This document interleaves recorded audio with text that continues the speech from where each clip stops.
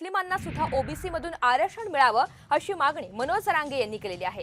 तर आरक्षण ही खिरापत नाही असं प्रत्युत्तर ओबीसी आंदोलन लक्ष्मण हाके यांनी दिलेलं आहे।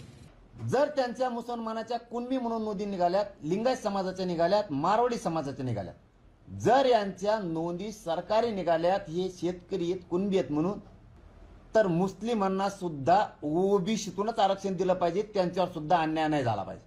रिझर्वेशन ही खिरापत वाटण्याचा प्रोग्राम नाही, आर्थिक विकासाचा प्रोग्राम नाही, पण मुस्लिम समाज हा धर्म म्हणून त्याच्याकडे पाहिलं जातं। त्यांचा धर्म असल्यामुळं त्यांच्यातल्या जे काही कारू म्हणजे व्यवसाय आहे, पण त्यांना मुस्लिमामध्ये सामाजिक स्तर नाहीये, म्हणून मग तिथल्या लोकलच्या ऑफिसर्सना परवानगी दिली आहे आपल्या कायद्यामध्ये, संविधानामध्ये, की तुम्ही लोकलला जा, त्याचा व्यवसाय बघा, तुम्हाला योग्य वाटलं तर तुम्ही तिथंच त्यांना त्यांचं सर्टिफिकेट इश्यू करा।